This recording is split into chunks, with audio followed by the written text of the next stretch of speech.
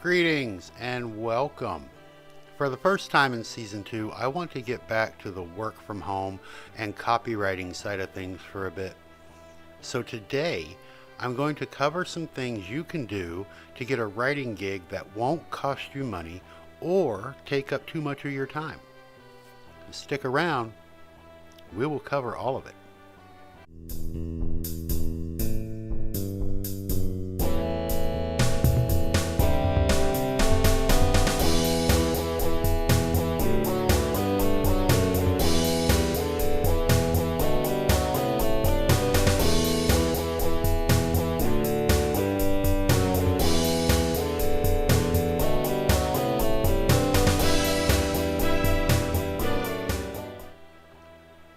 First things first, all copywriters are different. Each one of us has a path to take, and we will all go at different speeds down our selected paths. The advice I'm going to offer you today is more or less general advice for anyone that wants to find clients, is looking to make money from their words, or wants to start networking for future endeavors. As you are probably aware, there are a lot of different types of copywriting out there. The term copywriting is more of an umbrella term. The people who write blog posts are copywriters. The ones that create billboard and magazine ads are copywriters. Copy means words. Writing is the act of producing those words. The actual term was originally meant for those that place the typesets or tiles for printing. Today, it is a profession for anyone that writes, be it through print and digital means or the old-fashioned pen and paper style. As a freelancer, you have a lot of options and opportunities ahead of you. You can travel down any copywriting path you want. You can pick your niche or be broad spectrum. Working for an agency provides a more consistent workflow, but the requirements to get in are higher, and your work is pretty much limited. As a freelancer, though, especially one just starting out in the industry, you have a lot to fight and a long road to go. I can tell you that in the end, it is worth it, as long as you are willing to stick to your game plan and not easily give up. There are a few things you can do to make that road easier to plow, though, and I will give you some of those things now. The first thing I will advise you on is not be picky. You will hear the old-timers and the so-called gurus telling you things like, stick with a single aspect, find your thing, and don't settle for less. Those same people will also tell you to build a portfolio showcasing your talents, with testimonials from your clients as backup and proof. It becomes a conundrum, doesn't it? How can you have testimonials and real clients if you don't have a portfolio? How can you build a portfolio without real-life clients and get their testimonials? Something has to give. Personally, I find portfolios a waste of time. I also don't find a lot of value in websites either, except that most people expect you to have one in this day and age, so you should. Don't put a lot of time and money and effort into it though. Hear me now and believe me later. You won't get many, if any, new clients from a website. It just doesn't realistically work that way. Not that I'm the end-all be-all, not by a long shot. But as an example for you, I spend about $10 per year on my website. It is half finished and has been for the last 2 years. I check in once a month to do updates so it doesn't get hacked, but other than that, I find little time for it. You won't find clients in the admin panel of your website, so stop spending so much time back there. It is only by writing that you become a better writer. If you want to practice your skills and hone them, craft them into a viable source of income, you have to start writing words. In the beginning, it will be rough. You will work for peanuts, maybe even for less than you deserve. never work for free. Ever. If you only come away from this episode with one bit of advice you follow, let it be that one. If someone wants your words, they need to pay for them. Fuck exposure. Screw a test piece. You aren't just selling your words. When you are hired, you produce words for a client. Those words don't just appear out of nowhere. They take time to craft. They take research and edits. This is what the client is paying for. Your time is the most valuable commodity, and you should never give it away. The words are the byproduct, and you will do best to remember that. What you put into those words is why you get paid. Here's another gem of advice for you. Learn to start asking yourself, what's in it for me? This sounds harsh. It is harsh. It is also the truth. I am one of the most kind-hearted, caring people you could ever meet, or so I'm told.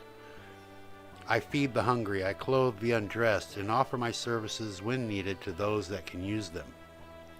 I never ask anything in return. However, business is business. Just like everyone else, I have to pay for my groceries, pay my light bill, and put gas in my truck. I can't go to the electric company, bill in hand, and tell the lady at the counter I would like to pay in full, and pull out my wallet full of exposures. Working for free is the stupidest thing you can do. It isn't without its attempts, though. People want things for free. Sometimes they get them. In our line of work, though, you get what you pay for. Don't belittle yourself or your talents by giving them away. So let's look at how we can get a decent client, a paying client, without spending a ton of money on a website, and without killing yourself or draining your bank account. The first thing is to decide that you are going to get paid for your words. The type of words or where the money comes from shouldn't matter as much. Not right now. You have time ahead of you to work out the details of how you want to run the business that is yourself. It takes planning to do so. It takes learning the steps, how and when to invoice, how much to charge, what type of writer you want to be. All of these things will come in their own time and not a moment sooner. That doesn't mean you can't get some money in your pocket in the meantime. I focus on advertising now. I build campaigns for companies to introduce new products to the world. I bring customers a product and paying customers to my clients. I didn't always do this, though. When I first started, I had no idea what the world of copywriting entailed. I was as green as a pea, looking to make my mark. I also had rent due and was stressing the fuck out. My first stint was as a ghostwriter. I wrote articles for a client for his websites, product reviews, comparison articles, information articles, and on and on. I no longer have the need to be a ghostwriter, but you know what? I still do it. I also still have this client. He gave me my in into this wonderful writing career, and I promised myself that I won't leave him until he is done with me. I also never asked for a raise. I can't say that for the rest of my clients. It probably isn't the normal thing to do, but it is my way of giving back to the industry that made me. Ghostwriting is a viable career in itself. I have plenty of writer friends who ghostwrite and make a damn good living doing so. One of them, and I don't use names here, earns over $9,000 a month ghostwriting.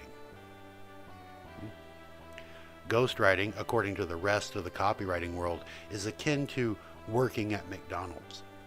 You still get a paycheck, but the ones on Wall Street are going to laugh at you. Let them laugh. Take your paycheck and the incredible lessons that come along with it.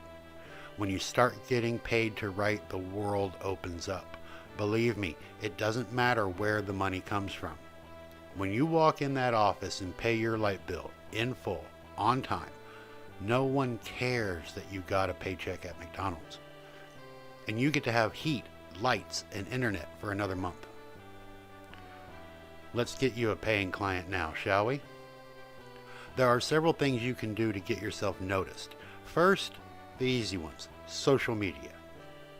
I do want you to pick a niche if you haven't already. However, if you haven't yet, that's fine. Join Facebook groups. Join copywriters groups because your clients join them too. Believe it or not, a lot of clients think they can learn copywriting themselves and still make time for it. They join the groups trying to learn the ropes. Most of them learn quickly that this skill isn't something you just get one day. Once they decide they don't have the time, resources, or desire to continue, they look for others that have. This is where you come in. All you have to do is make posts. Comment on questions that other writers are asking. When you comment, give actual value. Your responses should be complete, researched, and well thought out. Edit them for spelling and grammar. Be on point, but be personable. You also want to make posts yourself. You can ask questions, of course. You are still learning. Try to make valuable posts that offer help, answer a question, or just be your normal, thoughtful, and sometimes funny self. Do this on a regular basis. When your name and profile picture pop up time and again, people will take notice. Eventually, others will seek you out. Do this on Facebook and Twitter and LinkedIn. After a couple of weeks, you will be surprised at the messages, replies, and DMs that come your way. In the meantime, you need to be actively looking for a gig. There are pay sites that promise to hook you up with people looking for a writer. There are so-called academies that will promise to teach you how to write better and then, like some tech school bullet point, offer to show you the clear path to the clients. Fuck all that. You don't need any of it. All of the information they offer in exchange for your credit card info is available for free. Learn to use Google. There is one site you need right now. Job boards for writers number in the hundreds. Most of them are free. Some want your email address, and a few that you stay away from want you to pay for access. You're here to make money, not spend money. You can spend your money later when you have a stream of income and several thousand paid words under your belt, when you're ready to take the next step and make copywriting a career, when you have focus and a path to follow. Then you can pay for more detailed lessons, hire a mentor, or take a class. Until then, you don't need to spend money to make money. Head over to ProBlogger.com. This site has a job board where potential clients need writers. Filter the search for freelance or remote, and you will see pages of potential gigs before you. Some will have demands that you send an email to apply or go to fill out an application on a Google Doc sheet. Others will let you apply right through the site.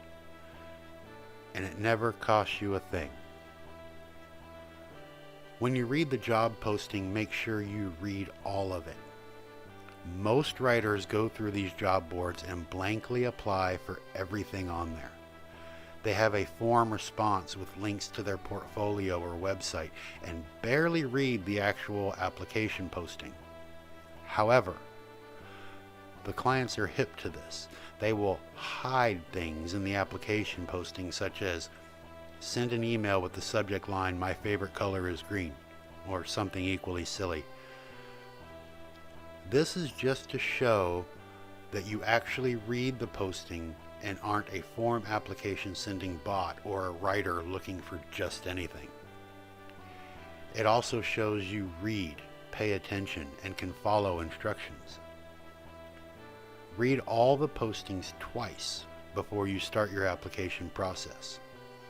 I found it useful to have certain things in a Google Docs ready to copy and paste. A lot of the clients will ask the same questions. Instead of troubling yourself with remembering the exact answers or links to your previous works or other examples, write one up and save it in Google Docs. Then, when you find a new job to apply for, copy and paste the relevant parts into your new application. It will save time and effort on your part. If you spend your time on ProBlogger and in your social circles being relevant and helpful, it won't take long at all before you get an interested client. And who knows? Maybe you too will find a long-lasting client that you can one day thank for putting your name on the map. I will leave you with that advice for now. If you want more, check out the blog posts on extradraft.com and come hang out. Say hi or ask me questions there. I look forward to hearing from you, and I applaud your near future success. Until next week, kids, have fun. Write words.